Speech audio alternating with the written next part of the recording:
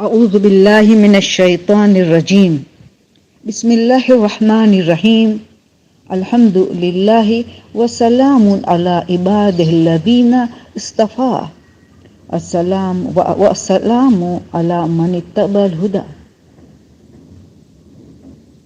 حاضرین محفل، پھر طاہرہ جعفر آپ کی خدمت میں حاضر ہے۔ محفل مرتضیٰ کی جانب سے جو یہ درخواست آئی ہے کہ یہ دوسرا سیکشن اب میں جاری کر رہی ہوں۔ پہلا سیکشن یہی تھا کہ امام زمانہ کے لیے ہمارے طرف کیوں نہیں ہے، پیاس نہیں ہے، تو ہم نے بتا دیا کہ حب دنیا کی وجہ سے۔ اور منتظمین نے محفل مرتضیٰ کے جو کلاس چل رہی ہے، ماہ رمضان کی کلاس 2020 کی 1441 ہجری کی، اس میں دوسرا سیکشن آج شروع کر رہی ہوں۔ تو آپ سب کو میں سلام پیش کر رہی ہوں، السلام علیکم ورحمۃ اللہ وبرکاتہ، اور آپ سے دعا گو ہوں، محتاج دعا ہوں۔ بسم اللہ الرحمن الرحیم، الذین جاہدوا فینا لنہدینہم سبلنا ان اللہ مع المحسنین۔ ہماری بات یہ ہو رہی تھی نا کہ حب دنیا کا خاتمہ کیسے کیا جائے، مگر اس سارے علاج کی طرف جانے سے پہلے ہم یہ غور و فکر کریں کہ یہ شب قدر جو ہے پورا قرآن کی سالگرہ ہے، پورا قرآن ان ٹوٹل رسول کے قلب میں نازل ہوا ہے۔ تو ایک جستجو ہونی چاہیے ہمارے میں کہ کیوں چھٹے امام نے یہ فرمایا، چلو سورہ دخان تو ہر روز 100 مرتبہ پڑھنے کا ہے، چلو ہر رات چاہے ہم جتنی مرتبہ پڑھ سکے، 1 2 5، مگر شب قدر کے لیے چھٹے امام نے کیا فرمایا؟ خدا کی قسم کھا کے، خدا کی قسم کھاتا ہوں، وہ ضرور بالضرور جنت میں جائے گا، وہ جنت کا حقدار بنے گا جو شب قدر میں سورہ روم اور سورہ عنکبوت کی تلاوت کرے گا۔ تو ہم غور کریں تو ہمیں یہ یقیناً سوچتے ہیں کہ یہ 2 سورہ کیوں پورا قرآن نازل ہوا ہے؟ تو پتا چلا کہ کیونکہ یہ رات جو ہے 1000 مہینوں سے بہتر کی رات ہے، جس میں قسمت تقدیر بدلتی ہے، تو ضرور بن ضرور اس سورے میں ایسے اہم پیغامات ہے، ایسے اہم باتیں ہیں جو ان پہ اگر ہم عمل پیرا ہو جائے تو ہماری تقدیر ہم پورا سال کے لیے بدل جاتی ہے۔ تقدیر کی رات ہے، قسمت انسان کے اختیار پہ، ڈیسٹینی از ان آور ہینڈس، ہمارے ہاتھ میں ہے ڈیسٹینی بنانا۔ تو ضرور بن ضرور ان سوروں میں جو ہمیں تاکید کیا جائے، تو پھر اس کی میں نے سورہ عنکبوت کی آخری آیت کو میں نے اس لیے اٹھایا تاکہ ہم ذرا سا غور و فکر کریں کہ اس آیت میں کیا ہے۔ سورہ عنکبوت کی آخری آیت مومنین کے لیے پورا ان کی مقصد حیات پہ کیسے گزارا جائے وہ بات کر رہی ہے۔ الذین جاہدوا فینا لنہدینہم سبلنا، جو لوگ اللہ کی، جو مومنین ایمان لا چکے ہیں، ایمان کے بعد کی بات کریں، اب ایمان لانے کے بعد اصول دین کو پورا سمجھ کے ایمان لانے کے بعد الذین جاہدوا فینا، 2 کنڈیشنز ہیں فروع دین کی، باقی جتنی باتیں ان کی 2 کنڈیشن ہے۔ فینا ہماری راہ میں خلوص، صرف اور صرف اللہ کے لیے جہاد کی جائے، جاہدوا فینا۔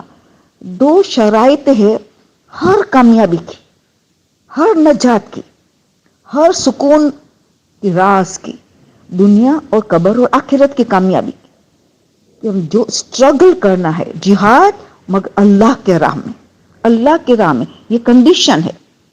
اگر 2 میں سے ایک شرط میں کمی ہے تو ناکامیابی ہو۔ فورس کر ہمارے مشقتیں، محنت کر رہے ہم اس دنیا میں نیکی کرنے میں، ہر کام میں، مگر خلوص نہیں، فینا نہیں، تو ترقی رک جائے گی۔ یا فینا ہے، خلوص تو بہت ہے، اللہ کے لیے کر رہے، مگر جتنی جد و جہاد کرنی چاہے، مشقت اٹھانی چاہیے، وہ نہیں، اس میں کمی ہے.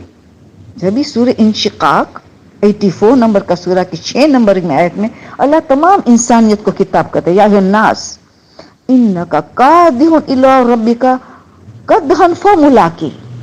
اے انسان، تو اللہ کی طرف سفر کر رہا ہے، انا للہ و انا راجعون. اس دنیا میں ہم آئے ہیں کہاں جانے کے لیے؟ موت کی طرف، آخرت کی طرف جانے کے لیے. یہ سفر ہے اس دنیا سے حقیقی دنیا کی طرف جانا، ہم فیہا خالدون، جہاں ہمیشہ رہنا ہے. تو اس میں اس کے لیے بات کیا ہو رہی ہے کہ ہمیں فینا جہاد، اللہ کے راہ میں جہاد کرنا ہے، تاکہ قدحا، 2 مرتبہ قدحا یعنی محنت و مشقت، غم اور رنج، تکلیفیں، مصیبتیں سب اٹھانی ہے. فملاقی، تب جا کے تم اللہ کی ملاقات کرو گے، تب جا کے.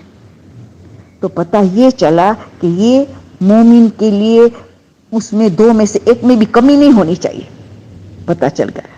اب اس کو عمل کریں گے ہم تو ہمیں یہ امام زمانہ کے ساتھ جو اس کے لیے ہماری طرف پیدا ہوگی، پیاس ہوگی ان کی ملاقات کی، ان کے ظہور کی، ان کی پور نور چہرے کی زیارت کی. ہمارے عشق پیدا ہوگا امام زمانہ کے لیے. جو چند لوگوں میں ہے یہ چیز، اکثریت میں نہیں ہے، مگر ہمیں اس چند لوگوں میں آنا ہے، قلیل گیروں میں آنا ہے. تو اس آغاز کہاں سے کیا جائے؟ رسول کی مشہور و معروف حدیث ہے، الجہل اصل کل شر. جہالت جو ہے اصل کل شر، یہ جہالت جو ہے تمام برائیاں، تمام جھگڑوں، تمام برائیاں یعنی خرابیوں، سب کی جڑ جہالت ہے. پھر کیا جواب؟ دوسرا حدیث یہاں ختم نہیں ہو رہے. العلم اصل کل خیر. علم تمام خوبیوں، سکون، راحت، بھائی چارہ، افدر گزر کی جڑ ہے علم. العلم نور، علم نور ہے. مگر اگین علم کے لیے یہی 2 شرط ہے. علم آسان آرام سے حاصل نہیں ہوگا، محنت و مشقت، نیند کی قربانی دینے ہوتی ہے، کھانے پینے کی کبھی قربانی دیتی، آرام اور راحت کی قربانی دے کے علم انسان حاصل کرتا ہے. علم نور ہے، آرام سے حاصل نہیں کیا جاتا، محنت و مشقت ہو اور اللہ کے لیے ہو. اقرا بسم ربک الذی خلق، پڑھو، علم حاصل کرو. کس کے نام پہ؟ جس اللہ نے تمہیں خلق کیا ہے. فینا جاہدو فینا. تو پہلی ہماری ذمہ داری اگر اس حب دنیا کا خاتمہ کرنا ہے اور امام زمانہ کی محبت میں غرق ہو جانا ہے، عشق میں ڈوبنا ہے، تو اللہ کی خاطر علم کے میدان میں آنا پڑے گا. اور علم کی 2 عظیم شرائط ہے، مشقت اور اللہ کے لیے. اور اس کی تیسری شرط فوراً آ گئی کہ عمل پیرا ہونا ہے. جو علم ہم نے محنت مشقت کی، جو اللہ کے لیے حاصل کیا، اس پہ عمل پیرا ہونا ہے. اب دونوں دیکھ، علم اور عمل لازم اور ملزوم ہے، دونوں کے حروف بھی سیم ہے، عین لام میم، حروف بھی سیم استعمال ہوا ہے، ایک دوسرے کے بغیر نہیں چل سکتا. تو یہ 3 شرائط آ گئے، مشقت، اللہ کے لیے علم حاصل کرنا ہے اور اس پہ عمل پیرا ہونا ہے. تو آغاز اصول دین سے کرنا ہے نا، عقائد مضبوط کرنا ہے. امام حسین سے پوچھا گیا ما الحیات، یہ زندگی کس چیز کا نام ہے؟ انہوں نے کہا 2 چیز کا نام، ان الحیات و جہادۃ، ان الحیات عقیدۃ و جہاد. پہلے عقیدہ کا، پھر جہاد.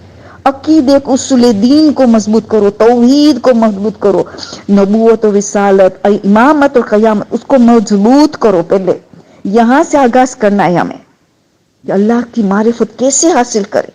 تو امام وقت کی بھی، امام حسین نے کہا امام زمانہ کی بھی صحیح معرفت تم حاصل کرو گے تو تم اللہ تک خود بخود پہنچ جاؤ گے. تمہیں اللہ کی معرفت خود بخود ہو جائے گی.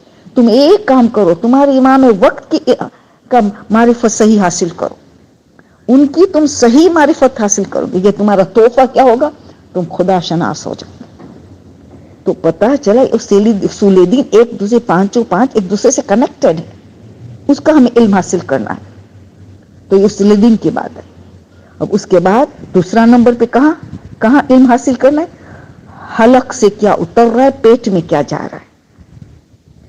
آپ سوچیں رزق حلال کتنی اہم ترین عبادت ہے کہ رسول فرماتے عبادت کا 10 حصہ ہے، 10 جز ہے، اس میں سے 9 حصہ ہے حلال روزی کمانا. یہ مردوں کے لیے کہا جا رہا ہے 9 حصہ حلال رزق کمانا، باقی ساری عبادت ایک حصے میں. کتنا قیمتی ہوگا یہ علم کے حلال رزق حاصل کرنے کے لیے. دجال اسی تو پہلی چیز 3 ہتھیار لے کے آئے گا نا. پہلی چیز حرام غذا لے کے آئے گا، پھر بے پردہ عورتوں کو لے کے آئے گا، اعلیٰ موسیقی کے گانا لے کے آئے گا. اس کے لوگوں جو دنیا میں ان 3 چیزوں سے نہیں بچے تو اس سے امام زمانہ کا ساتھ چھوڑ کے چلے جائیں گے دجال کے پاس. 2/3 چلے جانے والے. اس میں سے افضل ترین جو نیکی ہمیں کرنی ہے حب دنیا سے بچنے کے لیے اور امام زمانے کے لیے طرف پیدا کرنے کے لیے، اور رزق کا جائزہ لو. کون سا رزق ہمارے پیٹ میں جا رہا ہے کہ اصل میں حلال کمائی ہے. ہمیں 5 گھنٹہ کہیں کام کرنے ہم 4.5 گھنٹہ کر کے نکل آئے، یا ہمارے خود کا کام بھی وہاں کرتے تھے، ہمارے ٹیلی فون میں ٹائم ویسٹ کرتے تھے لوگوں سے گپ شپ کرنے کے لیے، اور ہمارے کام چھوڑ کے جس کے لیے ہمیں تنخواہ دیا جا رہا ہے حلال کا ہے حرام کا ہے. اگر حلال کا ہے 100% تو خمس ٹائم پہ دیا جا رہا ہے وغیرہ وغیرہ. یعنی بہت سی شرائط ہے. کوئی کاروبار کر ہی نہیں سکتا اسلام کے اعتبار سے جب تک وہ فقہی مسائل نہ حاصل کرے. کاروبار کا اتنی گہرائی ہے بزنس کے مسائل حاصل کرنے کے لیے. تو اگر اس نے مسائل فقہ حاصل کیے بلکہ بزنس شروع کر دیا، ضرور حرام کا لقمہ پیٹ میں جا رہا ہے. تب عالم دین کی تحقیق ہے کہ لوگ دین سے کیوں دور ہو جاتے. انہوں نے 3 وجوہات کی ہے، بہت محنت سے تحقیق کی ہے. انہوں نے کہا 80% گمراہی حرام غذا کی وجہ سے، 10% بے نمازی کے ہاتھ کا کھانا. نہ معلوم ہمارے کھانا کون پکا رہا ہے، بے نمازی ہوٹلوں میں کھاتے، راستے میں خریدتے، بے نمازی کا ہاتھ سے کھانا. 10% یعنی 90% تو غذا پہ چلا گیا، اور 10% غلط دوست. دیکھو آنکھ، ابھی ایک حلق کی بات ہے، ابھی آنکھ کی بات آتی ہے کہ دوست کو دیکھتا ہے، جس کو دیکھتا ہے یعنی اس کا دوست ضروری نہیں انسان ہو، میڈیا بھی دوست جس کو دیکھتا ہے. تربیت میں ماں باپ کو دیکھتا ہے، گھر میں زیادہ ماں کو دیکھتا ہے جو ساتھ میں رہنے والا. ان کی پرسنالٹی آنکھ کے ذریعے فارم ہوتی ہے. اس میں بھی ایران کے علماء نے تحقیق کیے کہ 83% آف دا پرسنالٹی جو دیکھتا ہے اس سے فارم ہوتا ہے، اور دل و دماغ میں وہ بات اتر جاتی ہے گہرائی میں جو آنکھ دیکھتی. اتنی پاورفل آنکھ. تو ہم نے دیکھا کہ غلط دوستی چاہے جس کو آنکھ دیکھتی ہے ان کے دار و مدار ہے، اس کے بہت بڑی ذمہ داری ہے. تو اسی لیے آیت اللہ وحید خراسانی نے کیا بتایا کہ جس کو امام زمانہ ساتھ گہرائی میں دوستی کرنی ہے، محبت عشق میں ڈوبنا ہے، تو پہلی چیز تو شرط تقوی کی ہے. تقوی واجبات انجام دینا ہے، حرام سے بچنا ہے. پھر نمبر 2 میں کہا نماز نماز نماز. ان کے اول وقت فلسفے کے ساتھ ان کے صحیح فقہی مسائل سیکھنے کے بعد نماز کو پہلے پرفیکٹ بنائے، اس کی فلسفہ جانے، رکوع کیوں، سجدہ کیوں وغیرہ، قیام کیوں وغیرہ، یہ سورہ کیوں. اور اول وقت پرائم ٹائم نماز. اور تیسری چیز کیا کہی، یہ انہوں نے کہا کہ آنکھوں کی کنٹرول، آنکھوں کی حفاظت کرو، آنکھوں کے گناہ سے اپنے آپ کو بچا. خصوصی انہوں نے کہا میں جوانوں کو کہتا ہوں تمہاری آنکھوں کی حفاظت کرو، نہ محرم کو نہ دیکھو، میڈیا میں غلط چیزیں نہ دیکھو، غلط ڈرامہ، غلط فلمیں، غلط چیزیں. ہمیں پتا چلا کہ آج ہمیں ماڈرن ٹیکنالوجی ہمارے گھر کو امام بارگاہ بنا دیا. آج ہم گھر کو مسجد بنا دیا. آج بھائی چارہ فیملی میں قائم ہو رہا ہے، ایک دوسرے کو ٹائم دیا جا رہا ہے. آج ماڈرن ٹیکنالوجی کتنی بڑی نعمت بن گئی. تو ہم آج وعدہ کریں ہم ان کا غلط استعمال اب نہ کریں گے. تو آنکھ کا انہوں نے کہا آنکھ کی حفاظت کرے، اور خاص کر کے میں جوانوں کو خطاب کرتا ہوں. تو دوستی، غلط دوستی، تو دیکھو آپ کا فرینڈ کون کسی کرسچن کو، یہودی کو، کسی کو دوست، ہندو کو بنایا ہے، ان کی باتیں آپ میں اتر رہی ہے، یا آپ نے میڈیا کو دوست بنایا ہے. کس کو؟ غلط دوستی. تو پھر سوچے یہ کتنا اہم ترین چیز ہے. اور چوتھی چیز کا قرآن سے اٹیچمنٹ ہو جاؤ. وہی دیکھو خراسان اٹیچمنٹ وتھ قرآن, وہی علم کی بات آ گئی, وہی علم کی. مگر ایزاق فیاضی نے جو فل عالم میں آ چکے ہیں, جو 4 فل عالم ہے وہی دیکھو خراسانی کے ساتھ ساتھ ہے, وہ اسحاق فیاضی ہے. ہر قسم کا علم, قرآن اور حدیث کا علم حاصل کرو. مگر انہوں نے 2 شرائط یہ بتائی کہ طالب علم جب تک 2 اخلاقی خرابی سے دور نہیں رہے گا اس کو علم کوئی فائدہ نہیں دے گا. یہ دونوں ایسی اخلاقی خرابیاں ہیں جن کا اثر ڈائریکٹ علم پہ پڑتا ہے. ایک جھوٹ, ایک غیبت. جھوٹ وہ ہے کہ اس میں نسیان کی بیماری پیدا کرتا ہے, بھول جانے کی, حافظہ کمزور ہو جاتا ہے. اور علم کا اثر یعنی اس پہ علم کا جھوٹ کا اثر ڈائریکٹ علم پہ جاتا ہے, ڈائریکٹ. تو علم فائدہ نہیں دیتا ہے, کوئی فائدہ نہیں دیتا. اس کے اثرات, علم نور ہے, جھوٹ کو برداشت نہیں کر سکتا, اور دوسرے غیبت کو برداشت نہیں کر سکتا, ڈائریکٹ اثرات ہے. تو پہلے تو طالب علم کے 2 شرائط تو پہلے سے آ گئی کہ اس کو خلوص دل سے اللہ کے لیے حاصل کرنا ہے اور محنت و مشقت اٹھانی ہے. اس کو عمل پیرا میں تیسری شرط آئی. اب 2 مزید شرط ہے ایزاق فیاضی نے دیا ہے. خبردار طالب علم جھوٹ اور غیبت سے بچے. تو قرآن کو تلاوت بھی کرے, قرآن کا علم حاصل کرے. یہ 4تھی شرط ایت الوحید خراسانی نے بتائی. اور غیبت کے لیے اسحاق فیاضی نے بتایا نا. تو علماء کیا بتاتے, خبردار کسی کی عزت سے نہ کھیلنا, کبھی بھی تمہیں اللہ نہیں چھوڑے گا. اسی دنیا میں تمہیں پریشانی اٹھانی پڑے گی. تو کبھی تو یہ ایسی پریشانی بھی آ سکتی کہ تم بھول ہی گئے مقصد حیات, تم آخرت کو بھی بھول گئے, دنیا میں ملوث ہو گئے, عیش میں چلے گئے, غفلت کی زندگی. غیبت کبھی کسی کی عزت سے نہ کھیلنا, کیونکہ اللہ ستار العیوب ہے. ستار العیوب اپنے عیبوں پہ پردہ ڈال رہا ہے, اور ہم کسی کا عیب کو کھول دے رہے. اللہ میں چھوڑے گا, ہرگز نہیں چھوڑے گا. جب بھی تو قرآن میں ایسا کوئی گناہ کے لیے یہ مثال نہ دے گی کہ مردے بھائی کا گوشت کھانا برابر ہے.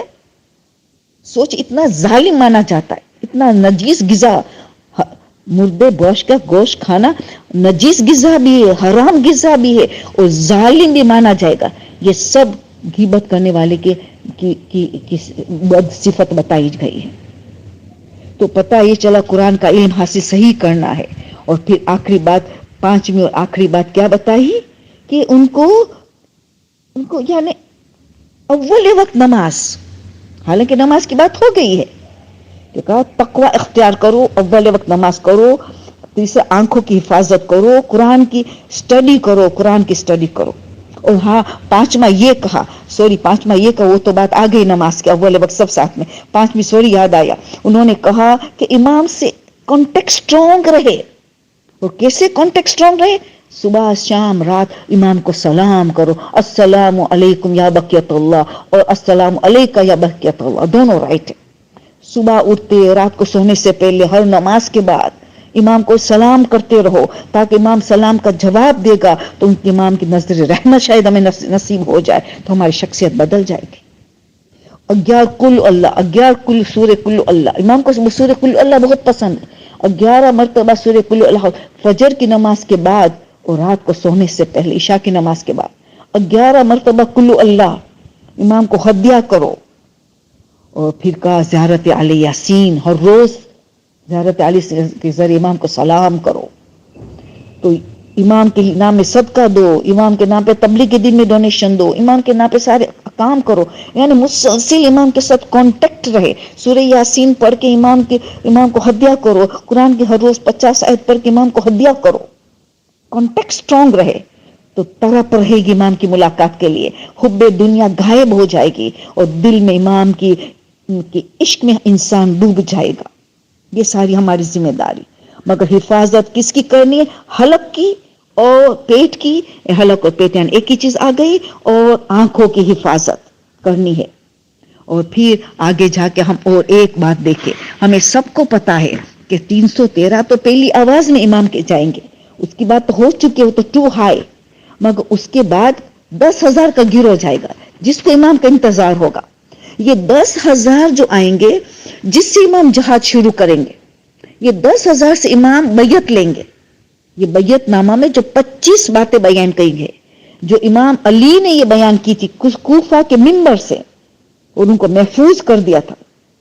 تو یہ 25 باتوں کا امام بیعت لیں گے ان 10,000 سے کہ میں جہاد شروع ہی نہیں کروں گا جب تک تم یہ 25 چیزوں کی تم سے وعدہ کرو کہ تم 25 چیزوں پہ عمل کرو گے یا بچو گے ہوتے بیعت نامہ. تو پھر آپ نے سوچے تو امام کہ میں جہاد شروع ہی نہیں کروں گا. امام زمانہ ان کو کہیں گے میں جہاد شروع نہیں کروں گا. یعنی اس 10,000 کے ساتھ امپورٹنٹ ہے سارے کاموں فوج کے ساتھ امام انجام دینے والے.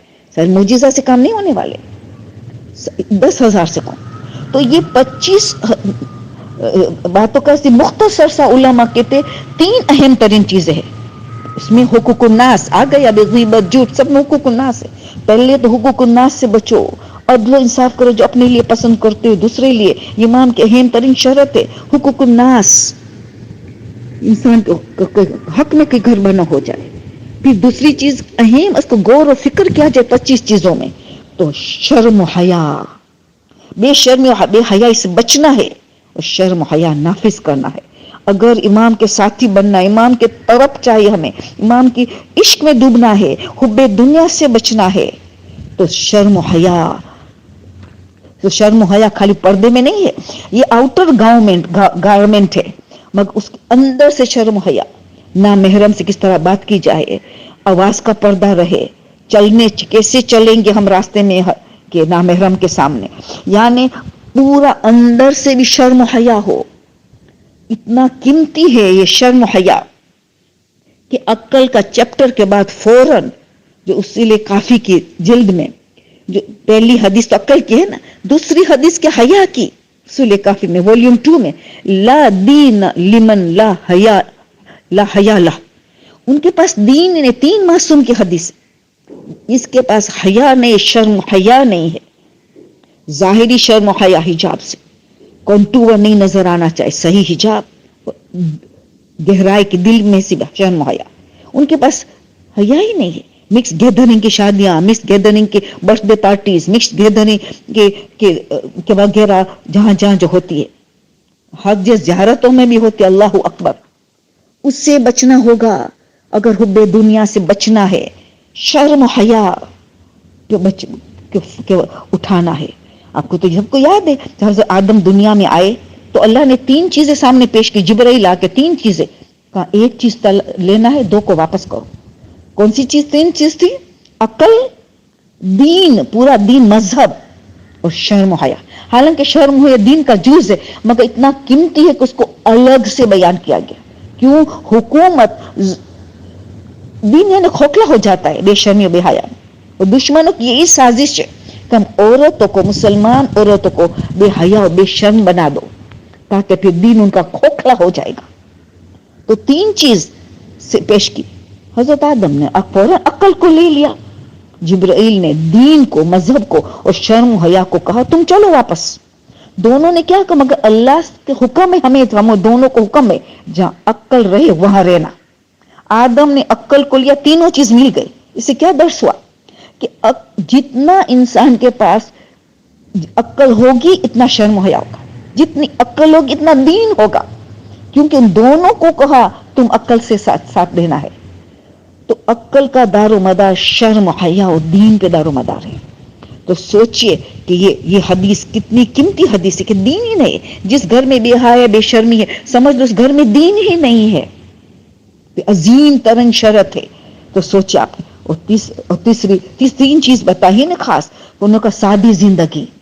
ہاں خوشبو کثرت سے استعمال کرو خوشبو میں اسراف تک اجازت ہے غیبت میں اس غیبت کے دور میں نماز میں خوشبو لگاؤ خاص کر کے ماہ رمضان میں زیادہ خوشبو لگاؤ کیوں امام حسین کی سنت ہے روزے کے عالم میں خوشبو زیادہ لگاتے تھے. مگر باقی سادی زندگی سادہ مکان سادہ لباس سادی غذا سادی سواری سب سادگی میں خلوص ہے سادگی میں سکون ہے سادگی میں لطف ہے زندگی کا.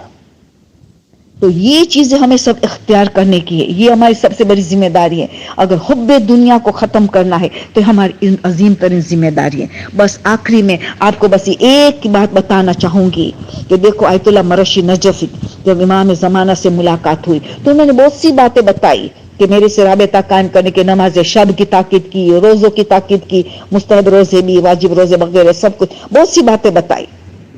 مگر آخر میں آیت اللہ مرشی نجفی نے امام زمانہ سے کہا کہ مجھے آپ میرے لیے اب دعا کریں. انہوں نے طلب کیا اب آپ میرے لیے کچھ دعا کریں. اب یہ امپورٹنٹ ہے کہ امام نے کیا دعا کی. امام نے آیت اللہ سید مرشی نجف کے لیے 4 دعا کی.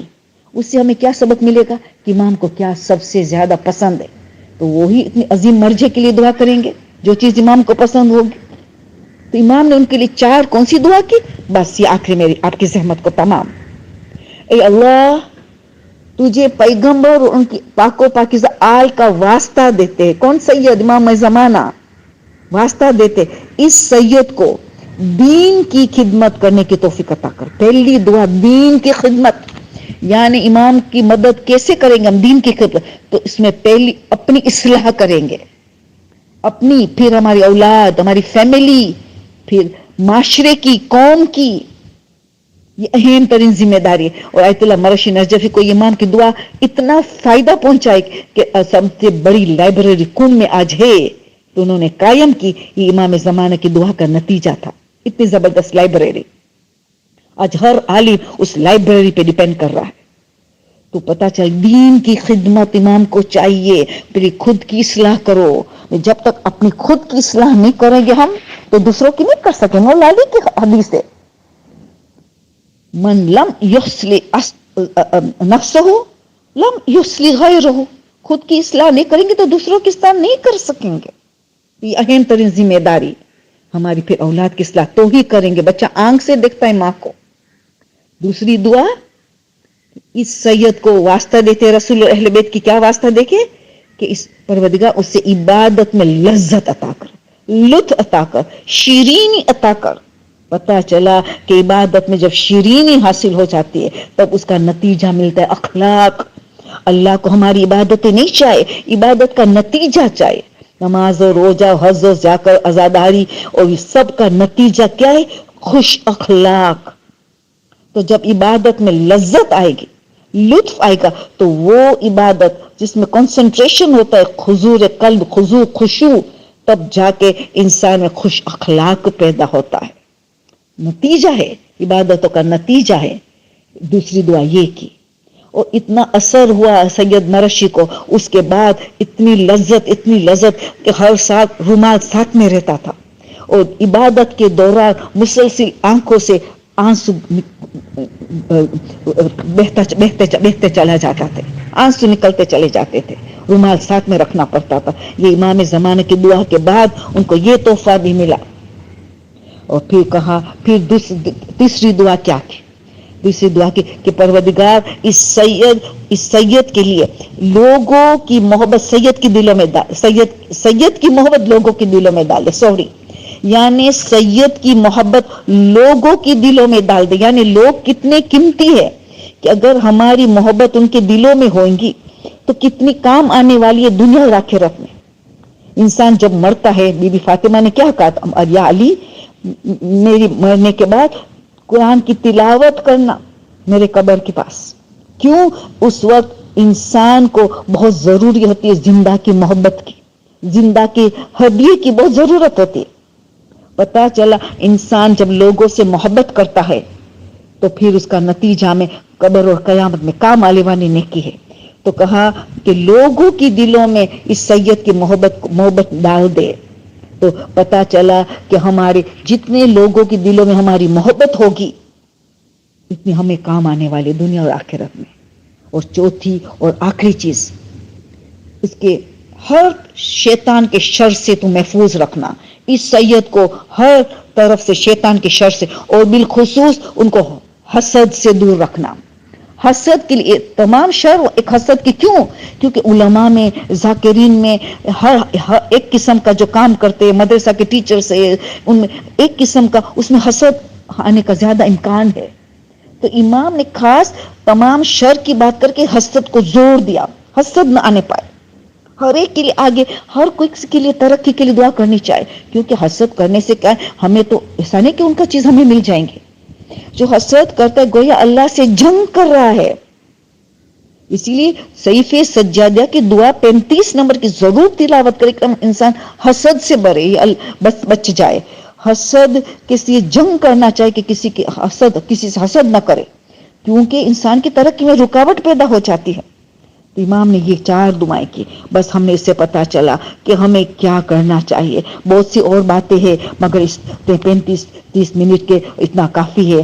ہم دعا کرتے خدایا واسطہ تمہیں امام زمانہ کا، واسطہ تجھے شہزادی فاطمہ زہرا علیہ السلام کا، ہمیں حب دنیا سے بچا، ہم ان سارے اعمال پہ عمل کرنے کی توفیق عطا کر کہ ہمیں ہمارے دل میں امام زمانہ کی طرف ہو، پیاس ہو، عشق ہو، کہ ہم سچے دل سے ان کے انتظار کرے. تڑپے جیسے 5 سال سے جوان بیٹا ماں سے الگ ہو گیا ہے، اب ماں کو ملنے والا ہے تو ماں کو جلد طرف ہے ملنے کی. اس طرح ہمیں امام زمانہ کے، ہمارے روحانی باپ کی ملنے کی، ان کی پور نور چہرے کی زیارت کرنے کی، ان کی مدد کرنے کی ہمیں یہ پیاس آ جائے. ہم دل سے ان کی انتظار کرے جو انتظار کرنے کا حق ہے، ہم دل سے استقبال کرے جو استقبال کرنے کا حق ہے. آمین ثم آمین. سبحان ربک رب العزت عما یصفون وسلام علی المرسلین والحمد للہ رب العالمین. اللهم صل على محمد وآل محمد وعجل فرجهم وأهلك عدوهم من الجن والإنس من الأولين والآخرين.